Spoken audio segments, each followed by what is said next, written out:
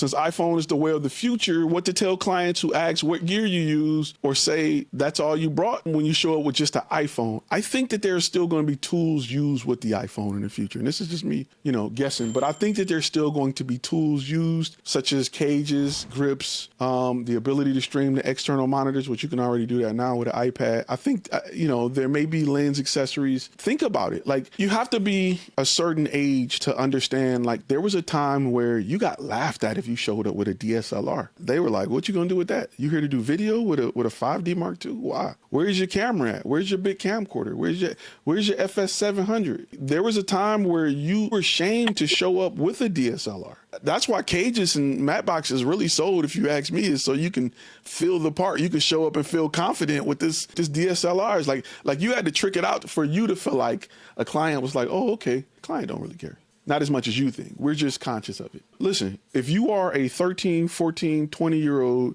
who want to get in the industry and you have an iPhone right now, if you come up with the business side and you shoot budget videos on your iPhone and you know how to light it, you can get good audio quality, and you can walk into a mom and pop shop and shoot them a video for social media that you can edit right there and send to them, and you can do it for cheap and make you some good money, why wouldn't you do it? If you can tell a good story with why wouldn't you do it? Why would you wait until I'm gonna wait till I save up and it's not gonna make you it'll provide better quality, but it won't help you be a better storyteller. So there is a market for people who need straight from iPhone quality content right now. That's low hanging fruit that people are skipping over. I don't mind making $500 for a 2-hour shoot if I'm only bringing an iPhone and a tripod and 2 lights. Let's go. So if you are somebody that's young that want to get into the business that got a phone in your pocket, go find somebody you can shoot for with that phone. Blow them out the water with quality. Another question popped up. Just wanted to ask if 360 photos for real estate websites would be a great idea or more of a gimmick. Okay, I like them. I think they're a great idea. I was a part of Google when they were testing and rolled out the 360 images for businesses. I have had more success getting businesses to get 360 videos or 360 images than doing it for real estate.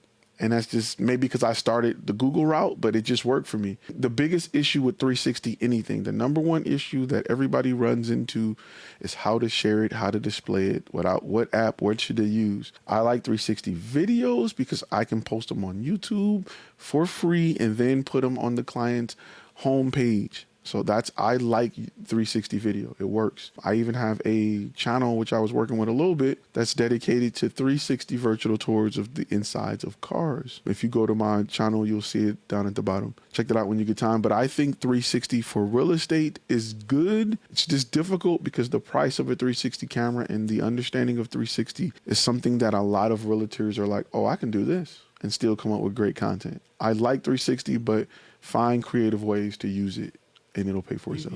What are a few non-negotiables like in a situation like that for you? Well, that's definitely a non-negotiable, because usually, like I said, when it's presented, it's not presented as we just want to be cautious. It's presented because they have bigger plans and they don't want to pay for it. But companies know what they're doing. Their legal department knows what they're doing when they present you with the work for hire. It's not just standard paperwork that they use to send to people. You're going to run into this a lot with companies who have hired multiple video companies, video production companies, or photography companies throughout the years, and they have intentions on doing X, Y, and Z with it, and they're trying to make sure you can't come back and sue them or get more money from them. So usually they know what they plan on doing with this.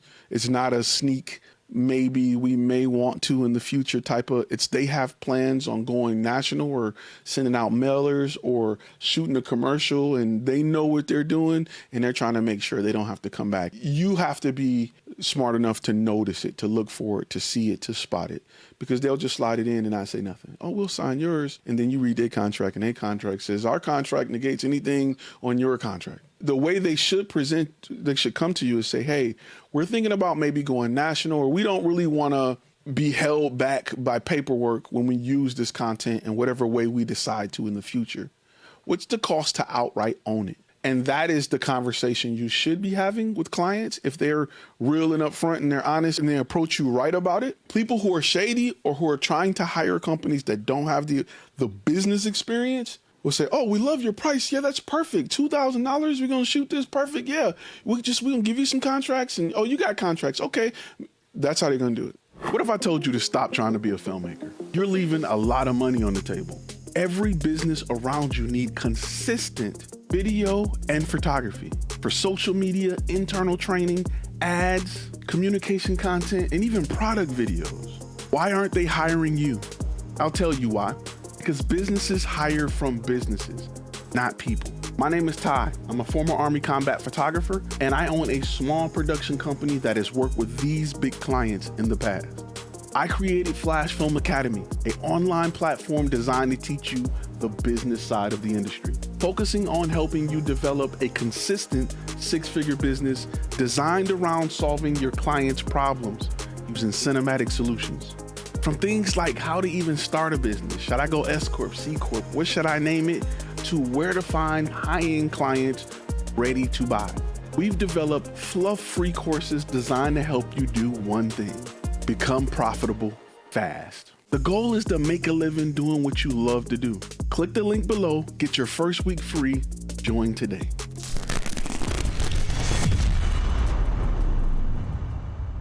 What companies to approach that may require video production? Okay, every company needs video production, but thinking of it that way is incorrect. The way you have to think about it is, who do I want to work with, and how do I build a brand to be attractive to that client?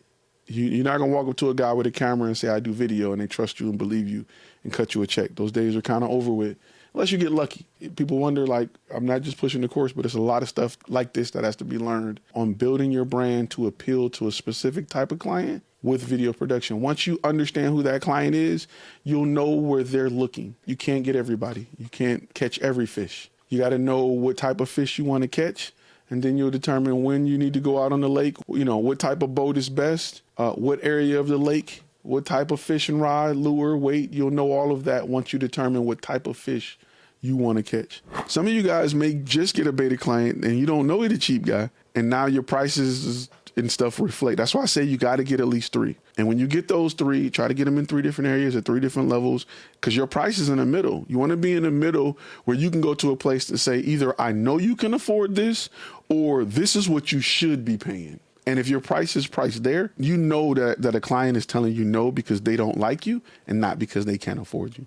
And that takes off half of how hard it is to make a sale. And it gives you a lot to tweak. I know that dentists have a marketing budget of $120,000 a year. I know that you are looking to spend this amount per month. And if I'm solving the problems that I know I am and that you've told me you've had, the only reason you're not spending with me is because I haven't provided enough value or you don't like me.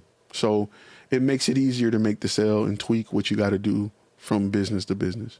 I feel like hiring editors is definitely something I want to do to meet demand, but how do you can ensure that you can match the style of an editor with your vision? That happens in 2 ways. 1, it happens by working with the same editor often. 2, it happens by becoming a great communicator so that they understand, because most editors want to do what you want them to do, but you have to communicate that. You can't just say, these are the videos I did, replicate that. Those are systems and processes that you have to put in place so that you can lay it in front of an employee or a contractor and they can live within those systems and processes. But that comes with you notating and understanding what you want. Hey, keep in mind that the video you just watched contains clips from a longer lecture that's available to our gold members at flashfilmacademy.com. You can go to flashfilmacademy.com to watch the complete lectures if you want to get all the gems and all the information, or you can stay on the channel and continue watching some of our content here. Just click one of those boxes somewhere around here. Just, yeah, you know where to go. Right up in here, somewhere, wherever it pops up, you know what to do. You got this.